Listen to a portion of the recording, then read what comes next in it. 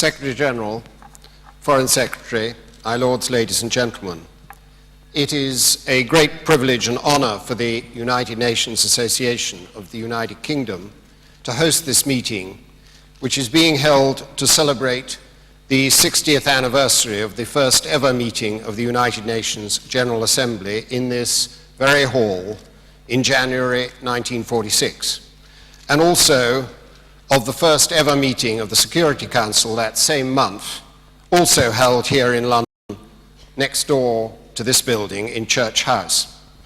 And I'm particularly delighted that Archie Mackenzie, who was present in this room in 1946 as a member of the British delegation, is here again with us tonight.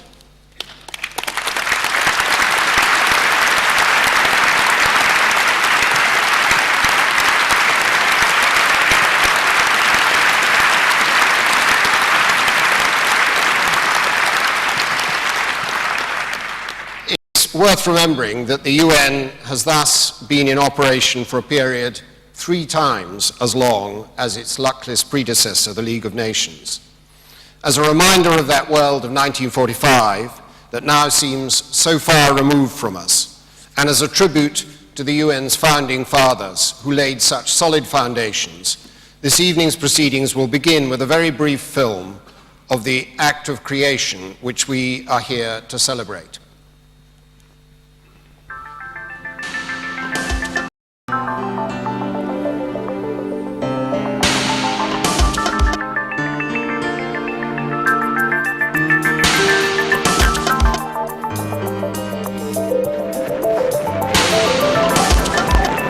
Monsieur le délégué sont priés de prendre leur place. The Soviet delegation considers that the question of electing president of the session of the General Assembly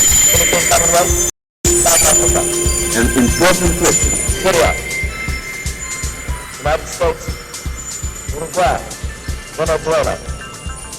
The result of the ballot is as follows. 23 votes were cast for Mr. Lee and 28 votes were cast for Mr. Spunk. We must check the untrammeled use of the elementary forces of nature by means of moral strength.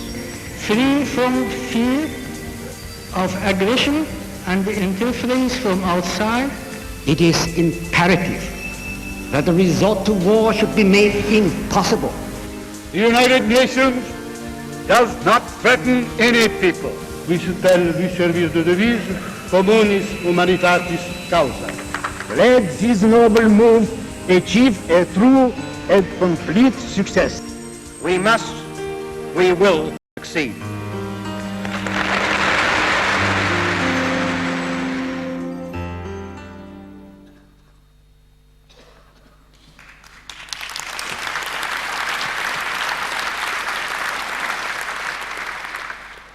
My main duty tonight, and a very pleasant one indeed, is to set the scene very briefly for our 2 speakers, the Foreign and Commonwealth Secretary and the Secretary-General of the United Nations, for each of whom I have worked in the past, and for both of whom I have the greatest respect.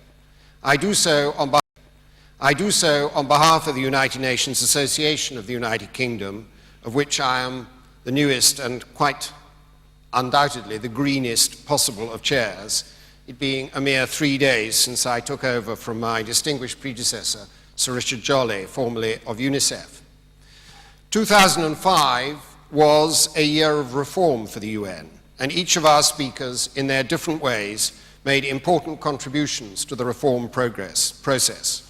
Kofi Annan commissioned the 2 reports, that of the high-level panel and Jeffrey Sachs' report on the Millennium Development Goals, which laid the foundations for a reform package. And then, with his own report last March, In Larger Freedom, drew the threads together and set the stage for decisions. Thereafter, he worked tirelessly through a series of regional summits to build a consensus for those decisions. Jack Straw, in particular during his presidency of the European Union foreign ministers, did much to rally support from that single most influential body at the UN for that same objective.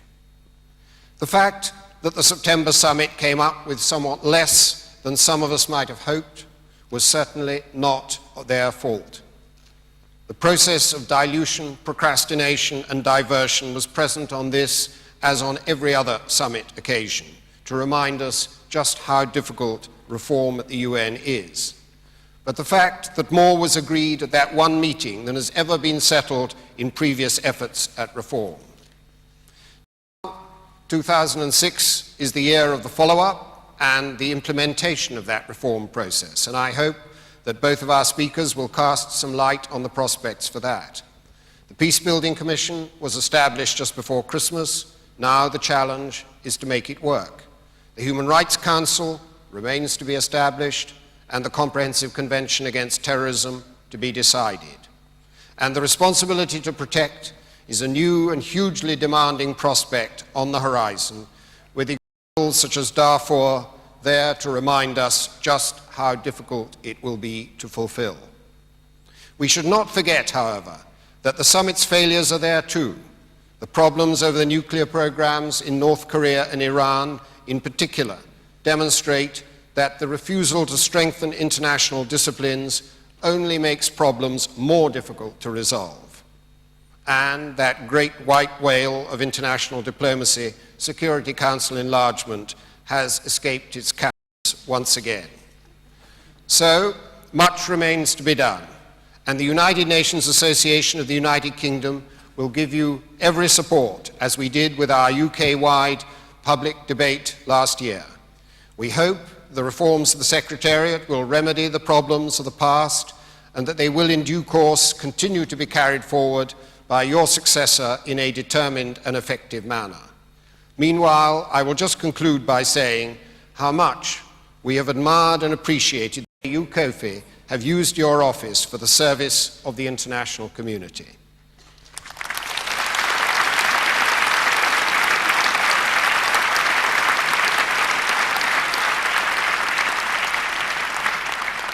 Kofi, it's over 15 years since we first met and began to work together and became fast friends.